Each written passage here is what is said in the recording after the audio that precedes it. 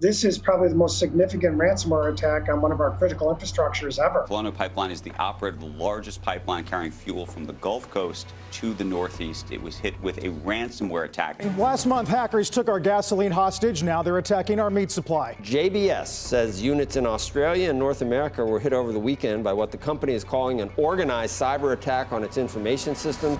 The U.S. recently faced a series of ransomware attacks, and they aren't showing signs of slowing down anytime soon. Although ransomware has really been around since 2013, it has not yet been seriously taken in terms of something that could impact critical infrastructure such as the pipeline. Ransomware, a program that hackers use to hold digital information hostage, has become the top choice of malware for criminals. Mark Bleicher negotiates these hostage situations for victims. We have a 911 line, similar to how you would have a 911 for the police if you needed to call.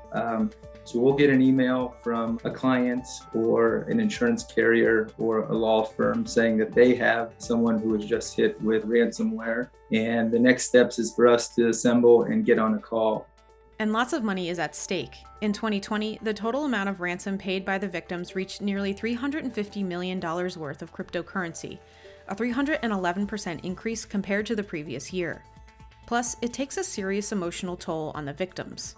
Violated. They have gotten into our network and into places that we don't know where they've gotten.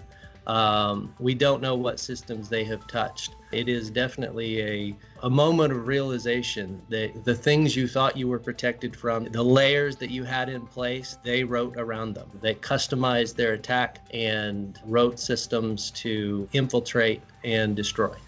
So what led to the rise of ransomware in the US, and what makes it so difficult to fight them?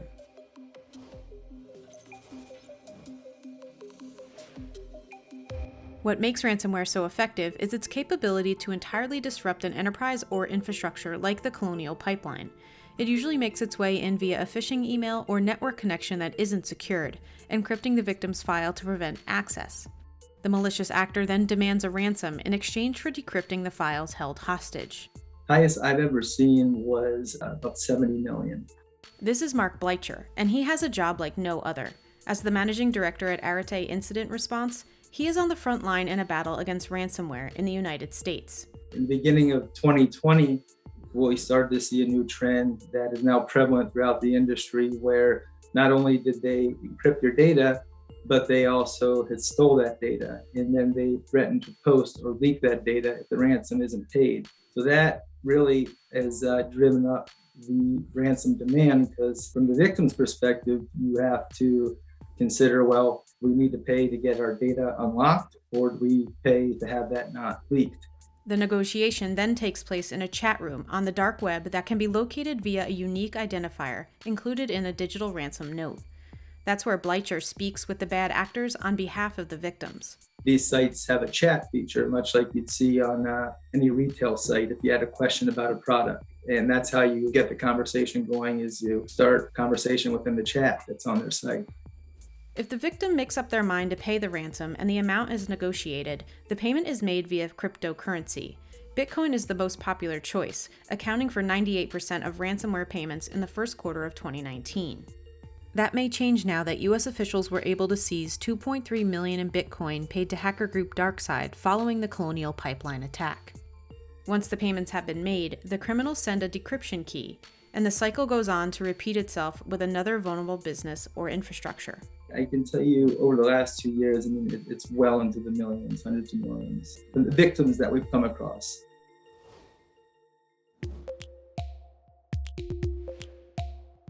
Ransomware has grown into a multi-billion-dollar industry, and surprisingly, a majority of the ransom paid is shared amongst a relatively small number of criminals.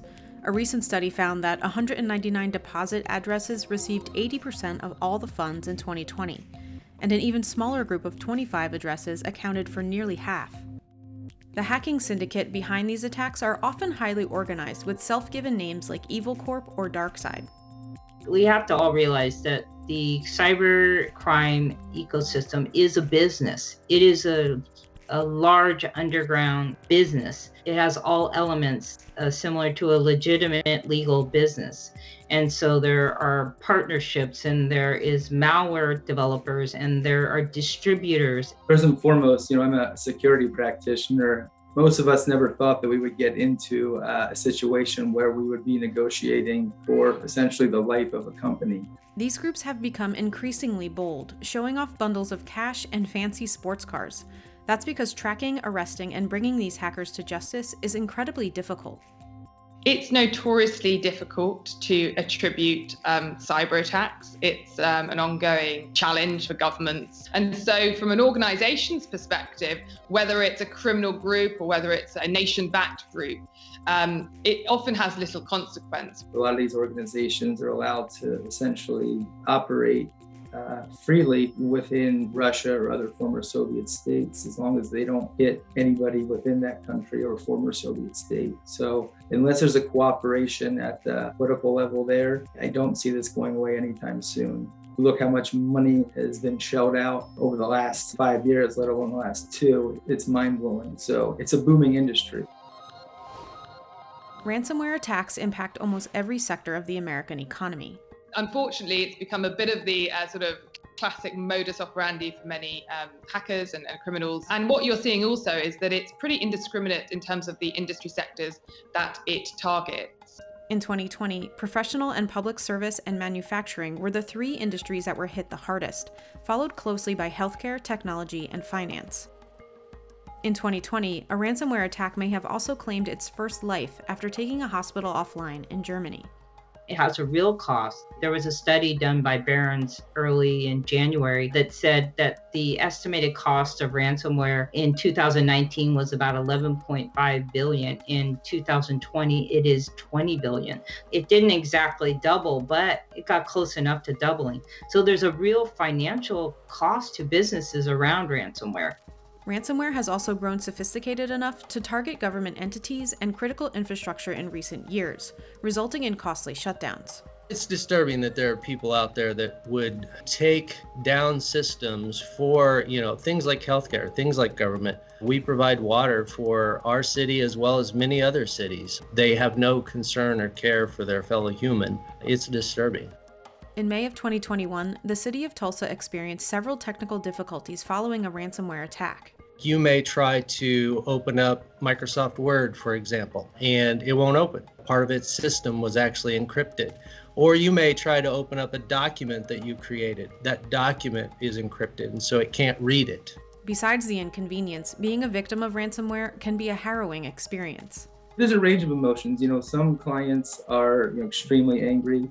One of the questions is, why can't our government go after these organizations? A lot of these victims are also in shock too. How could this happen to us? Violated. They have gotten into our network and into places that we don't know where they've gotten. We don't know what systems they have touched. It is definitely a moment of realization that the things you thought you were protected from, the layers that you had in place, that they wrote around them. They customized their attack and wrote systems to infiltrate and destroy. In order to stop the money flowing into the industry, the U.S. government has historically discouraged individuals and businesses from paying their hackers. In fact, according to the Department of Treasury, paying the ransom to criminals is illegal if the hackers demanding the ransom were subject to U.S. sanctions. But this leaves many businesses in a tricky situation. If you're an organization that's been struck by ransomware, it's a tough situation to be in. It's not ideal to be paying these ransoms. These are criminal organizations, and of course, there is a whole effort, law enforcement at government level, to stave that activity. And clearly, paying ransom fuels the industry. And even if the business chooses not to pay the ransom, there is the cost of recovery to consider. The average cost of recovery from ransomware attacks ballooned to $1.85 million in 2021, more than doubling from the previous year. That makes the average cost of recovery 10 times bigger than the size of the actual ransom payments. We don't know the total cost at this point because we're in the middle of recovery. Would it cost more than the ransom? Quite potentially, yes. The shutdowns are incredibly costly. They're labor intensive. They require experts, of which often we don't have enough. The challenge for us is that they encrypted partial systems. And so basically we have to go through and check every single system and verify that A, it's not damaged, B, it's not got something on it from the actual attacker, and then C, that it can still be used for production. It's a long and arduous process to do that damage assessment. And the larger your network is, the larger your application base is, the more disruptive it can be. The 2021 Colonial Pipeline incident sent shockwaves across the oil industry and the U.S. government, alerting them on the severity of cybersecurity concerns. Shortly after, President Biden signed an executive order to strengthen U.S. cybersecurity defenses. With nearly half of the congressional districts across America hit by some sort of ransomware attack from 2013 to 2020, voices in support for more regulations are growing. These are criminals that hit us in our communities. They lock up our schools, our hospitals, our government agencies, and we need to put an end to it. And there are a number of things I think the administration can do, but it's going to take a collective defense effort. It's going to take industry, government, and international partnerships. Federal law doesn't directly address ransomware attacks. It's instead covered under a broad umbrella of cybercrime laws like the Electronic Communications Privacy Act and the Computer Fraud and Abuse Act. Congress has instead focused more on providing state and local governments with enough resources to fight against cyber attacks. In 2018, President Trump established the Cybersecurity and Infrastructure Security Agency, or CISA, to improve cybersecurity across all levels of government. Meanwhile, House lawmakers rolled out a bill to invest $500 million in state and local cybersecurity in May 2021. At both the state and local government, I don't think we have enough guidance on this from a legal perspective yet. I don't think it's clear enough. I think the law needs to address these situations where companies are forced to either go out of business or they pay the ransom. What are we doing for companies that are in that position? Additionally, how are we incenting companies to do the right thing and be prepared relative to ransomware? Some states like Michigan, California, and Wyoming have taken matters into their own hands, passing laws that make it illegal to even possess any sort of ransomware. But there's still a lot of work that needs to be done, especially when it comes to critical infrastructure. Roughly 85% of America's critical infrastructure is privately owned, and private sectors aren't required to follow the strict cybersecurity guidelines set by the government. From a critical infrastructure standpoint, there's an awful lot we need to do to make this a better secured system. But we've got electrical grids in this country. We have water systems, we have pipelines, we have a lot of critical infrastructure that is really open to some of these ransomware attacks and cyber attacks, and we need to do a much better job with them. However the U.S. might prepare against future threats, one thing is for certain. The recent series of attacks on American businesses and the government isn't the end, but the start of many future ransomware attacks to come. We have to be prepared that it will happen again. We've dealt with smaller incidents of ransomware where a single person's files were affected and we just restored from backup and moved on. But I think the reality is right now, it's something we have to be prepared for at any time. The amount of impact it's going to continue to have will grow. And I think the amount of money to be made will continue to grow. I don't know where that will peak out. And I don't know if it's just going to morph into something even more dangerous and scary. It's hard to say, but I don't think we're at the peak yet.